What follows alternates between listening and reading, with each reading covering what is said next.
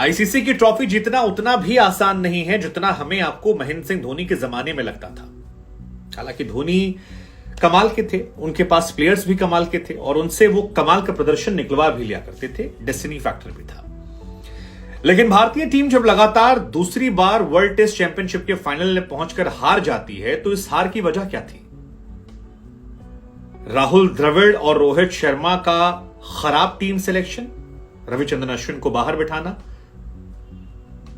ईशान किशन का बाहर बैठना, केएस भरत का आना, बुमराह, आपके ऋषभ पंत और श्रेयस अय्यर का चोटिल हो जाना, पिच को सही से ना पढ़ पाना, आईपीएल की वजह से जरूरत से ज्यादा एग्जॉस्ट हो जाना, रोहित शर्मा, विराट कोहली, चेतेश्वर पुजारा, शुभमन गिल का हद घटिया बल्लेबाजी करना, पहले दिन जरूरत से ज्यादा ऑस्ट्रेलिया को रन बनाने देना, खराब फील्डिंग करना।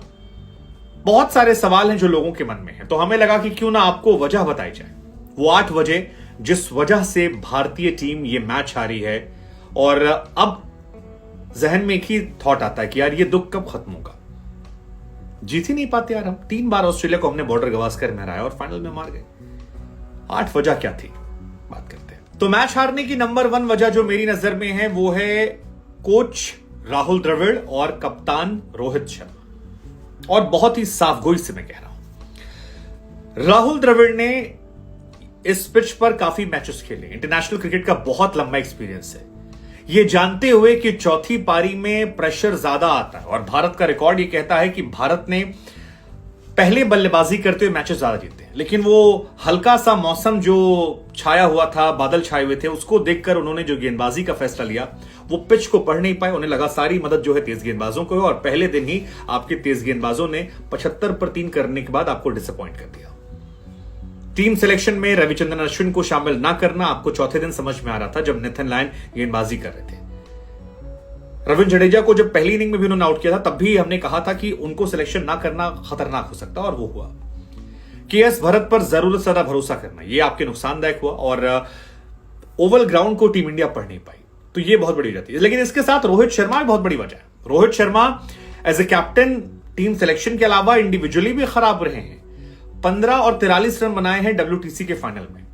इससे पहले याद कीजिए 2022 वर्ल्ड कप था सेमीफाइनल में, वहां पर 27 रन बनाए थे T20 में 28 बॉलों पे। उससे पहले WTC 1 में 30-34 बनाए थे। उससे पहले 2019 वर्ल्ड कप में 1 रन था और चैंपियंस ट्रॉफी में 0 रन बनाए थे और वो बड़े मैचेस में लगातार। दूसरी जो सबसे महत्वपूर्ण वजह है वो है चेतेश्वर पुजारा और विराट कोहली की बेहद औसत फॉर्म। चेतेश्वर पुजारा लगातार काउंटी खेल रहे थे। टीम इंडिया में उन्हें टेस्ट मैच में सबसे भरोसेमंद बल्लेबाज माना जाता है। हम ये मानते हैं कि वो एक तरफ से एक छोर पकड़ते हैं और टीम इंडिया के बाकी बल्लेबाज जो हैं उनके साथ मिलकर पार्टनरशिप करके मैच जिता देते हैं।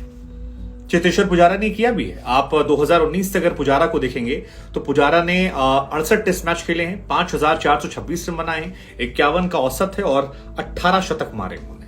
और ये लाजवाब फिगर्स हैं, इसमें आप कहीं से क्वेश्चन नहीं कर सकते कि पुजारा एक महान बल्लेबाज है। लेकिन जनवरी 2019 के बाद से यही पुजारा बिल्कुल उलट हो जाते हैं। चेतेश्वर पुजारा ने 35 मैच खेले हैं, 1769 रन के उनके बल्ले से निकले हैं और उनका एवरेज जो है वो 29 का है और केवल 1 शतक उनके नाम आया, जो अपने आप में बताने के लिए काफी है कि पुजारा का टीम इंडिया में इंपैक्ट कितना कम हो गया और वो भी अपनी लेगेसी के नाम पर खेल रहे हैं। और यही कहानी विराट कोहली को लेकर भी है। साल 2020 के बाद विराट कोहली जो है उन्होंने 44 मैचेस में 1227 रन बनाए हैं और उनका एवरेज जो है वो 29 रन का है।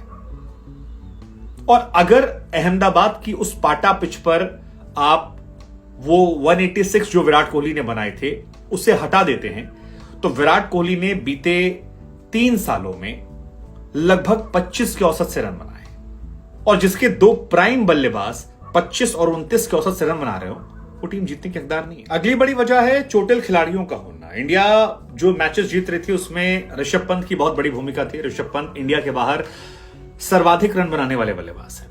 केएल राहुल इंडियन पिच पर स्ट्रगल करते हैं, लेकिन जब आप ओवरऑल फॉर्मेट देखते हैं तो केएल राहुल भी विदेशी पिचों पर टेस्ट में अच्छे बल्लेबाज नजर आए हैं। जब आप क्योंकि विराट, रोहित, पुजारा ये रन नहीं बनाते हैं तो राहुल भी आपको उनसे बेहतर नजर आए हैं। श्रेयस अय्यर अच्छी बल्लेबाजी कर रहे थे, वो चोटिल हो गए और बुमराह जो हैं जो आपके leading wicket taker fast bowler में थे वो चोटिल हो गए। तो इन 4 खिलाड़ियों का बाहर बैठना ये एक बहुत बड़ी समस्या रही, क्योंकि आपके मैच विनर खिलाड़ी थे। इनमें कम से कम बुमराह और ऋषभ पंत को तो आप मैच विनर मान सकते हैं, जिन्होंने आपको बहुत सारे मैचेस जिताए हैं। अब इनकी जगह जो खेलने आए के.एस. भरत साहब, के.एस. भरत को अब तक 5 टेस्ट मैच खिलाया गया, 4 खिलाया गया था बॉर्डर गवास्कर में, और 8 पारी में इन जनाब ने इंडिया और इंग्लैंड मिलाकर 18 की औसत से 129 रन बनाए हैं, और एक मैच में भी अर्धशतक नहीं है। मतलब आप ये मानकर चलते हैं कि के.एस. भरत तो आउट हो ही जाएंगे। ऋषभ पंत इसके उल्टा आपको मैच जिता कर देते थे। ये एक बहुत बड़ा डिफरेंस दोनों टीम को लेकर है। और भी खिलाड़ी जैसे शुभमन गिल है, शुभमन गिल भी पिछले सीजन खेल रहे थे 28-8 और इस बार 13-18। तो जो की प्लेयर्स हैं जिनसे आप उम्मीद कर रहे थे, या तो वो बाहर हैं और जो हैं उनके बल्ले से रन नहीं निकल रहे, और रिप्लेसमेंट भी डिसअपॉइंटिंग। एक इंपॉर्टेंट वजह आईपीएल भी है। आप कहेंगे कैसे?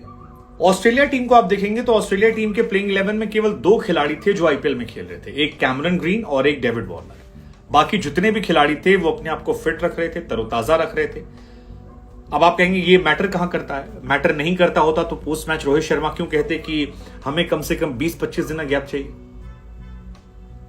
20-25 दिन का गैप आपकी प्रायोरिटी नहीं थी। जब सुनील गावस्कर साहब चिल्ला कर कह रहे थे कि रोहित शर्मा को ध्यान देना चाहिए, WTC के लिए रेस्ट करना चाहिए, जाकर तैयारी करनी चाहिए, तो पैसा छापने में आप लगे थे। सबसे पहले अश्विन पहुंचे थे वहां पे। विराट कोहली आईपीएल खत्म हुआ उससे एड शूट करने चले गए थे, क्योंकि आपकी प्रायोरिटीज पैसा भी है। मिचेल स्टार्क खेलने नहीं आए थे क्योंकि उन्हें अपने देश के लिए खेलना था। स्टीव स्मिथ ने इस बार नाम ही नहीं दिया था, देश के लिए खेलना था। उनकी प्रायोरिटी थी कि हमको ऐसे जीतना है, हमको ये मैच जीतना है, और वो लगातार कर रहे थे और वो कर रहे हैं। और कमाल का किया उन्होंने। आप advertisement, show off, Instagram story, priorities अलग है। आप आईपीएल में चेहरे भावुक बना लेते हैं, यहां पर आप रोते नहीं है। थकान वहां से थक कर आए थे। आईपीएल का बहुत बड़ा इंपैक्ट है। आप उस रिदम में आ ही नहीं पाए जो आपको करना चाहिए था। और आईपीएल को भी एक बड़ी वजह माना जा रहा है। एक महत्वपूर्ण फैक्टर यह भी कि टीम इंडिया में जो खिलाड़ी हैं उनकी औसत उम्र जो है वो थोड़ी ज्यादा है। मतलब ज्यादातर खिलाड़ी ऐसे हैं जो अपना पीक खो चुके हैं, और यह भी एक फैक्टर हो सकता है। जैसे कि आप उमेश यादव को लीजिए। उमेश यादव 35 साल के हैं और उनका भी पीक ऑलमोस्ट खत्म हो चुका है। आप रोहित शर्मा को देखिए, 36 साल के वो हैं। वो तो अभी से कह रहे हैं कि अगले वाले WTC में 38 साल में क्या वो टेस्ट क्रिकेट खेलेंगे, फिटनेस उनकी ना के बराबर है। विराट कोहली की उम्र 34 साल है। रहाणे 35 साल के, हालांकि रहाणे कमबैक करे तो उन्होंने शानदार खेला। रहाणे के लिए एक बार रिस्पेक्ट भी, क्योंकि जिस तरह से अंगूठा टूटा था उसके बाद खून निकला लेकिन वो बंदा लगा रहा। Hats off to that guy. Pujara 35 साल के हैं, शमी 32 के हैं, जडेजा 34 के। इंडिया का जो औसत उम्र एवरेज है वो 32.5 के आसपास है, जबकि ऑस्ट्रेलिया में ये 31 साल के आसपास आता है। ज्यादातर खिलाड़ी वहां पर स्टीव स्मिथ 34 के हैं, वार्नर 36 के हैं और ख्वाजा 36 के हैं। बाकी जितने खिलाड़ी हैं, लायन को छोड़कर, लायन 35 हैं, सब कम उम्र के हैं। कई सारे तो नए खिलाड़ी भी हैं। ये भी मैटर करता है आपकी फिटनेस को लेकर, तमाम चीजों को लेकर। आपका पीक गया नहीं है। और यही वजह है कि आप देखिए ना, एशिया के बाहर जो बल्लेबाज हमारे हैं, विराट कोहली का एशिया के बाहर केवल 28 का एवरेज है, पुजारा का 27 का एवरेज है, ऋषभ पंत का 38 का था। रोहित ने मैचेस कम खेले हैं, रन कम बनाए, लेकिन उनका एवरेज 41 का है। लेकिन 41 से फर्क नहीं पड़ता, मैच हारेंगे। हार्दिक पांड्या का ना होना भी कमी खल रहा था। अगर एक बॉलर, बैट्समैन ऐसा होता जो बल्लेबाजी करता और बीच में ओवर डाल देता तो शायद टीम का बैलेंस अच्छा होता। अनफॉर्चुनेट।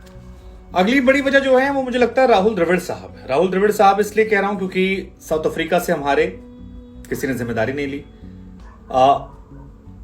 इंग्लैंड के सामने हम डिफेंड नहीं कर पाए, किसी ने जिम्मेदारी नहीं ली।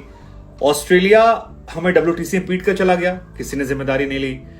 केवल कहते ना अगले साल आएंगे, हेड्स हाई, ब्ला ब्ला, कोट शोट डाल देना इंस्टाग्राम पर, यही सब चलता रहता है।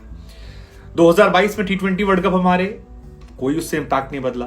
एशिया कप हमारे, कोई उससे इंपैक्ट नहीं बदला। और ये जो मैच था ये बहुत क्रूशियल मैच था। राहुल द्रविड़ से हम और आप उम्मीद कर रहे थे कि द्रविड़ साहब जो हैं वो पिच रीड करें। अश्विन को ना खिलाना भारी पड़ा। नेथन लायन ने आखिरी इनिंग में 4 विकेट निकाले, जडेजा ने आखिरी इनिंग में 3 विकेट निकाले, लेकिन आप दुनिया के नंबर 1 स्पिनर को बेंच पर बिठाते। अश्विन आपको बल्ले से भी रन देते थे।